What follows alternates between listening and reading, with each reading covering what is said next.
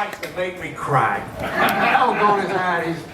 We have been through some battles together, and we've been out at the rail together, crying and throwing up and whatever it took to get through a meeting. And it was like 6-gun territory for you who are from Florida. You know what that is. But we had fun. I love you very much. You're my brother, and just thank you for being there with me. We changed the trajectory, Chris. And so grateful to God. I'm so grateful to each of you for helping me and supporting me and believing in me. And I'm really grateful those times you had to forgive me, because I've got a reputation for I'll get in your head. I will get in your face. I will clean your plow if I need to. And I wanted to share some of the fun things that I've done with you. It's been great. It was a great 8 years.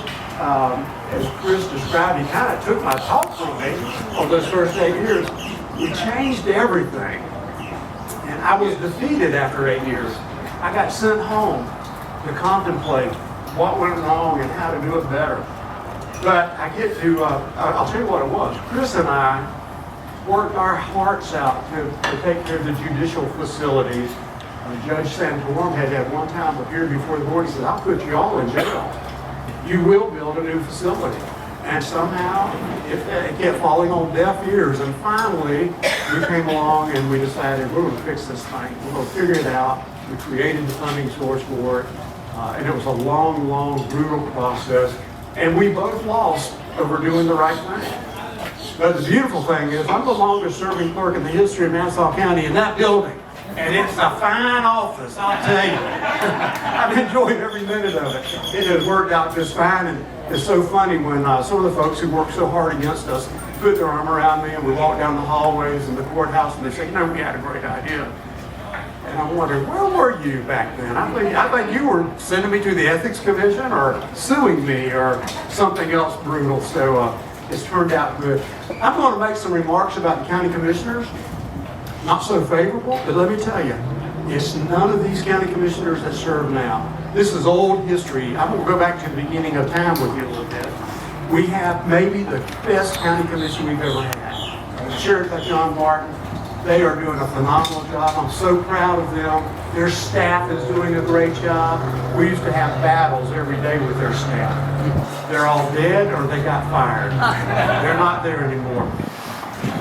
The day that I sat in that seat the first time, there was this article that said I should have been much louder, not me, but my predecessor. And let me just read a couple of excerpts from that. It said, budgeting errors in the last several years, particularly fiscal year 03-04, have left Nassau County financially strapped and struggling to maintain services while rebuilding its depleted reserves. And that former clerk said, he warned the commissioners of problems as they started to surface, but conceded, quote, I should have been much louder. Well, I'm a loudmouth. And I took that up as my mantra. I will speak, I will scream, I will beat, I will do whatever I've got to do to turn this around.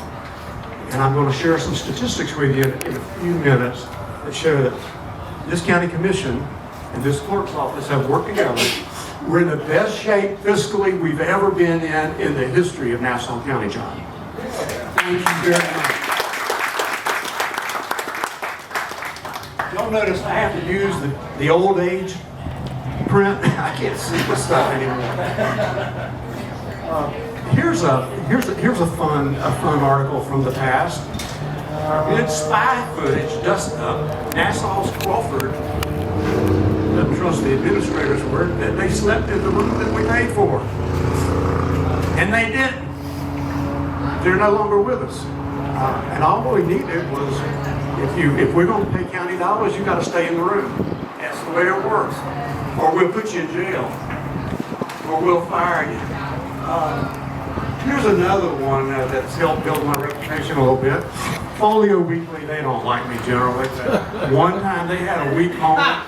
I remember that. And they actually sent me a bouquet of roses. It was wonderful. And if you can't see it, it says, most likely to keep your ass in check. And it goes on to say, In his first term in office, Crawford barraged county commissioners and the press with missives calling for fiscal responsibility, imagine, conservative, auditing and accountability. He told the county to close its landfill, reduce debt, not buy conservation land. Fellow clerks are usually content to remain in the background, but Crawford contends he's the taxpayer's watchdog, and I am. That's my charge in life. And it wasn't always met with favor. And so that's why I love our present division and their staff so much. Here's an article that says, humbled clerk irks Nassau leaders. I mean, it was a fight. It was a fight every day because staff and commissioners they just would not accept we can do this better. We're so blessed to have the commissioners that we have today. They are really doing you a good job. I don't always agree with them, but I love every one of them because we can have an honest, honorable conversation with them, with their staff, and we can move the world together now.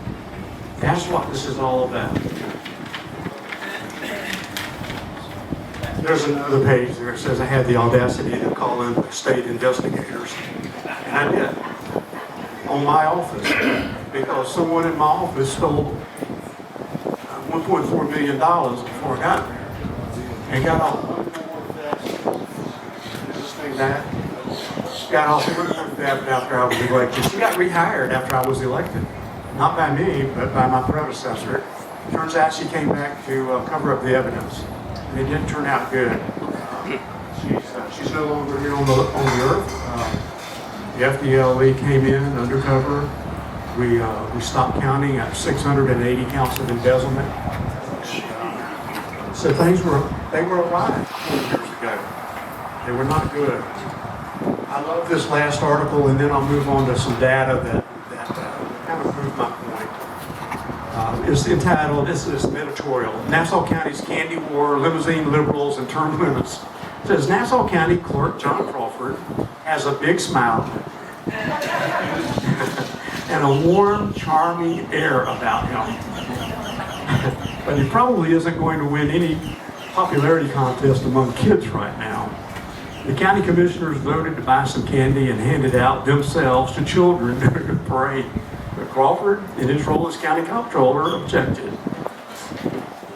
In a letter to the commission, he cautioned against tax money for purchases, the appearance of which only serves to improve the image of a politician and does not directly benefit the public in the same way as spending to improve transportation, public facilities, public safety, and so forth.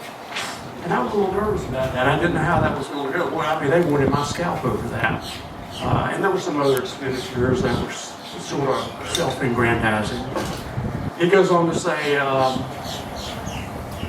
Boyle, I think he might have been the chairman at the time, fumed that previous commissioners had bought candy. And besides, only $130 was involved. He then said he had written a personal check for the entire amount himself. That was a good idea. Let's just say he seemed a tad bit annoyed. Well, Crawford was right, actually. But yes, he does sound, how can I say, somewhat like a pain in the neck. Take that.